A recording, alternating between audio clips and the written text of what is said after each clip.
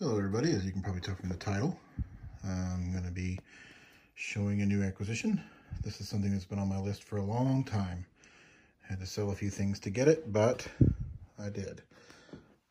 And from the box, Standard Manufacturing, single action, 7.5-inch blued 45 Colt. And it's 729th one made.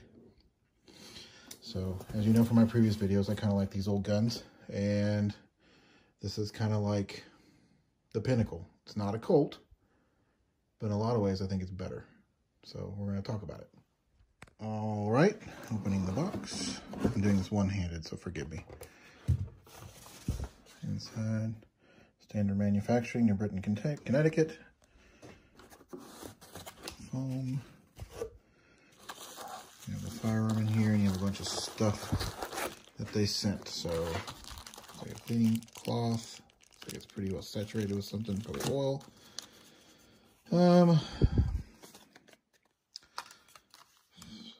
Regulated, shot, and approved by JPR on the February 11th of 19. That's the tag there.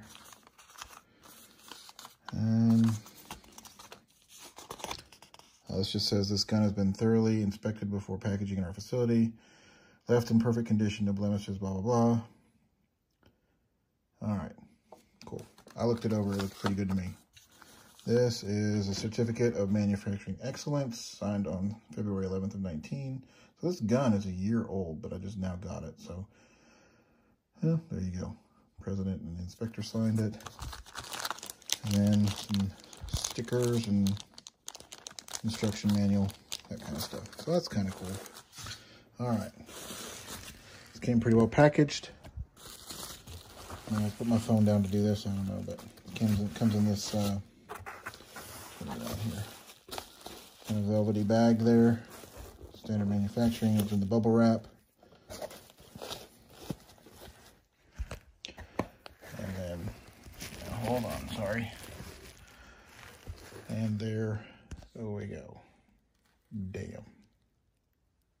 I wanted the one-piece grip.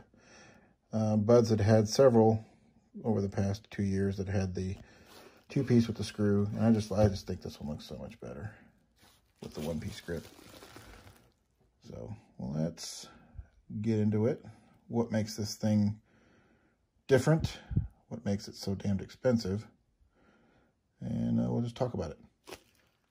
All right, so what makes this different from, say, a Colt or a Uberti or a Pieta or something like that? Well, manufacturing technique is one. It's probably the biggest one. Whereas Uberti has several cast parts, a little less finish work, a little less smooth. By all means, a great gun. I have a couple of them. They're pretty nice. But this one is completely billeted out of 4140 steel. So parts like this trigger guard assembly, this backstrap assembly, the hammer, the loading gate, all of those are cast on an Uberti. And on a Colt, I believe the loading gate and the trigger guard are cast parts. There's nothing wrong with cast. Cast is fine. I mean, in my Ubertis, I've never had a problem with them breaking or stressing. In fact, the build of these out of brass a lot of times, and that's even softer. And, you know, they're fine. Those aren't stressable parts. But if you want a finely CNC machined piece that's the same every time, that has no tool marks, that has, you know, no hand polish marks, then you're going to pay for that because it costs more to make it this way.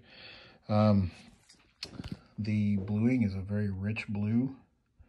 It's not quite as black as the Uberti blue, and I'll show you that in a minute. The color case harden is not an acid bath like Uberti and Pieta and all those do it. This is actually a charcoal and bone like they used to. And it is really pretty. And it's got a lot of blues and purples and some browns, some grays. So that's pretty neat. The hammer is a 4-click hammer, and it has a conical firing pin that, you know, There's no safety or anything. And unlike the floating ones on the Colt and the Uberti and the Pieta, this one is fixed there, so it doesn't move. One piece, fancy walnut grips. These are beautiful. I mean, wow. I mean, that's just, wow. That's amazingly beautiful wood there. And I waited and waited and waited to get one that was one piece. Because they had lots at Bud's that had the two-piece grips. Well, I'd say lots, 2 or 3 at a time. But this is the first, well, actually the second one of these I saw. This is the first time I actually had the means to get it. So, yeah. So in comparison, you know, to the untrained eye or even to a trained one at a distance, it doesn't look, move that sticker out of the way, that much different than my Uberti. And, you know, this is a pretty gun too.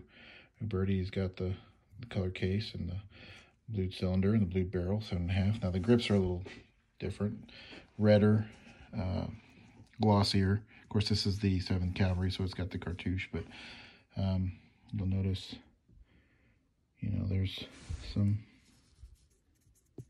filing marks here where they just made it smooth. It's just, sorry, there's some oil on it, but, you know, stuff like that. But is this one worth basically 4 times what this one cost? I don't know. It just depends on what you want, I guess. For me, just to have something that's perfect, it was worth it to me. You have to answer that for yourself, because there's absolutely nothing wrong with this one. Actually, this one shoots really well. I haven't shot this one yet. I hope to very soon. A couple other little differences. They took the time to time all the screws so that they're all going the same direction. I mean, it's just a nice little touch. Even the ones, you know, down here, you know, that kind of stuff. So, I mean, is that necessary? No. You know, the Uberti doesn't do that, and it shoots just fine. So, yeah, see, that's what that one is. But, yeah. So, is it necessary? Probably not. I'll also show you the difference in the hammers, too. Like, this one has the floating firing pin that's scalloped there, and this one has the conical firing pin that is fixed. Both have the color case hardened. Now this one is, again, it's a cast part that's been, you know, finished machined, and this is a billeted part. But man, other than that, I mean, where you're gonna see the differences are in like the finished machining, like the color case hardened, although the one on the Uberti is pretty nice. I can't say that it's bad at all. A little more muted than the standard is. But you take it apart here, and we can show you a couple other minor differences. I mean, they're minor to me, but you know, just the things that set this one apart. Hold on. Okay, well, before I take it apart, I want to show you this. The loading gate. You'll notice that there is not a lot of gap there. It's very tight fit. The Uberti, though, well, it's a little bigger, still pretty, not a bad fit. Now, this doesn't matter, per se, as long as it opens and closes, but this is very tight. And so is this one. So, again, just something to notice. Since it's got a little bit more gaps in here, but it's not terrible. This one, it's like you can almost not even feel them. This one you can, a little bit. But, again, is this one worth 4 times what this one is? All right, so now we got them apart, and I just want to show you a couple of the differences. One, this one, first one, you don't have to see the difference, but the hammer spur, the checkering on it, obviously very nice, very reminiscent of the old school way of doing it. Looks like it's done by hand. Very nice textured. The Uberti, it's obviously laser done, and it's still not bad, but it's not as nice, not as pretty. Little things like in the shield area here, this has got a staked and pinned. I don't remember what this thing's called, but it's just for the firing pin to come through. It's in the old days, this was like a harder steel, and the Uberti does not have that. It has just a hole for that to come through, and it is not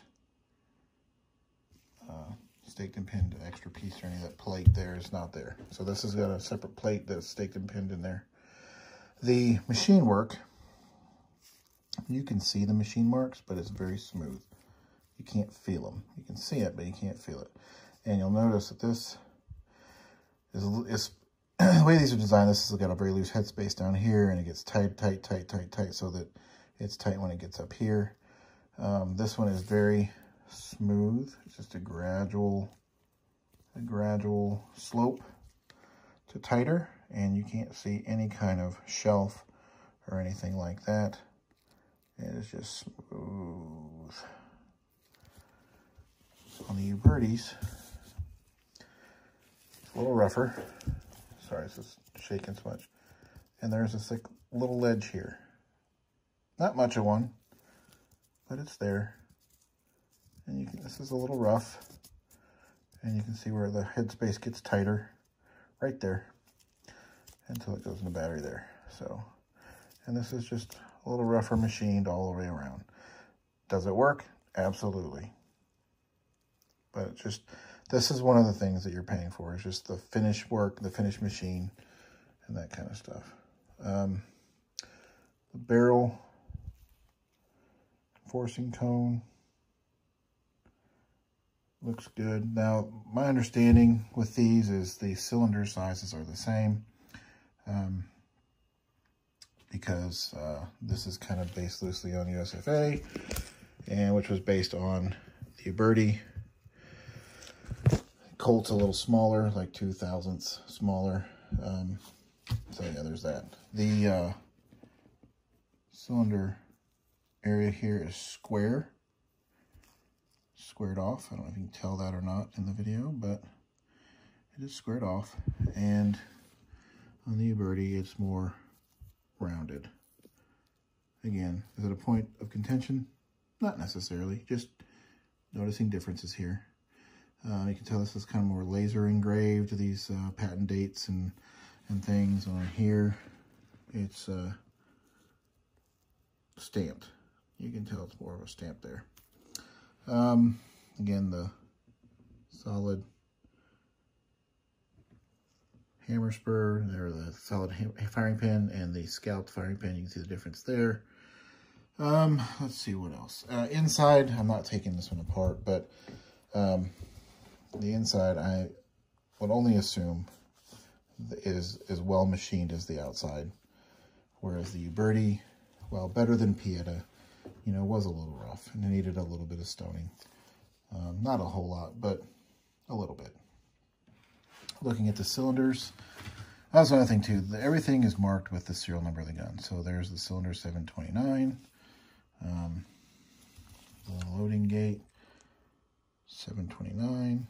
So every piece is marked with that. Obviously the Uberti cylinder does not have it. Let's see. So this is it's well machined. Looks good. It does have a removable cylinder pin. And I said in a previous video that the Uberti did not. It does. I just, it was new and it didn't want to come out. And I shot it a few times, cleaned it a few times, and now it comes out just fine. Differences in the cylinder pins themselves. This is more like the original, just as a single catch there. It is shorter. It doesn't have that added length for the safety that Uberti puts in theirs. And obviously it only has the one groove instead of two. But other than that, they look pretty similar. These are fire blued, like the screws are fire blued, like these screws are fire blued, but this piece and this piece are just the standard bluing. As far as the flutes on these, they look These look a little more pointed. This is the Uberti cylinder. So it's a little more pointed maybe than this one. I could be just my mind playing tricks on me. I don't know. They're pretty similar. This one has, the Uberti has this nice scallop in the front. It's kind of a rounded scallop. And the Standard has a scallop, but it's not as pretty. It's just a flat scallop across the front. So, see, that one's kind of curved there. I actually like that. It's pretty nice. As far as that goes, that's the cylinders.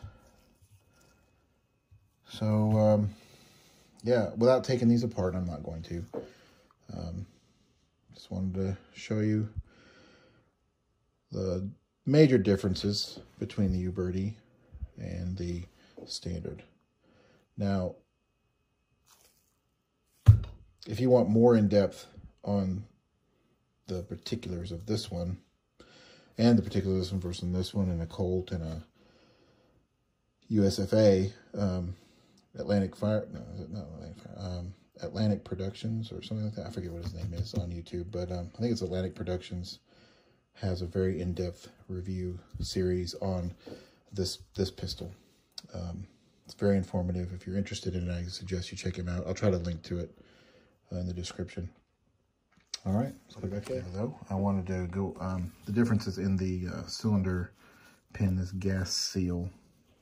Standard's on the left. It's a very thin lip, very deep groove. And the Uberti is a very thick lip and a very thin groove. This is more like the original Colt. This one is obviously Uberti. Not sure which is better, but just a difference. All right, putting it back together. All right, I've got it loaded with snap caps. I'm just going to look at the trigger pull.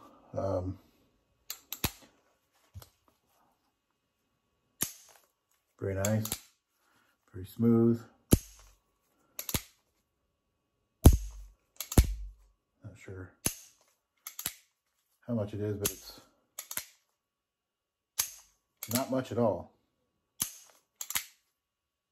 Pulling the hammerback's pretty easy too.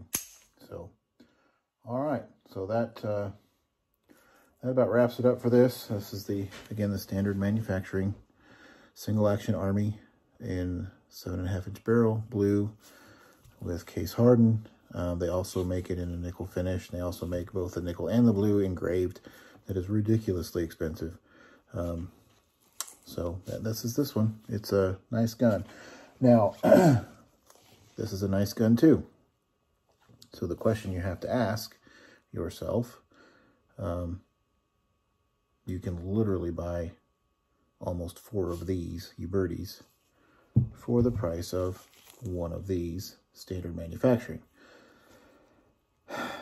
I can't answer that one for you. That's only something that you can answer for yourself. Is it worth it for you? For me, yes, because this is a type of firearm that I thoroughly enjoy, and there's something about having the best, and this is arguably the best. In my opinion, I think it's better than a Colt. Because it doesn't have any cast parts. The only thing it doesn't have that the Colt does have is the Colt name. So you have to decide what's more important to you. Yeah, so thank you for watching. Feel free to throw all your negativity down in the comments for being an idiot who spent what I did on this. But like I said, this is something that I enjoy, and this is something that I wanted for a long time. I'm glad I bought it, and it's not going to be a safe queen. I will shoot it. It's just like I shoot all of mine. So, all right. Well, thanks for watching. Catch you next time.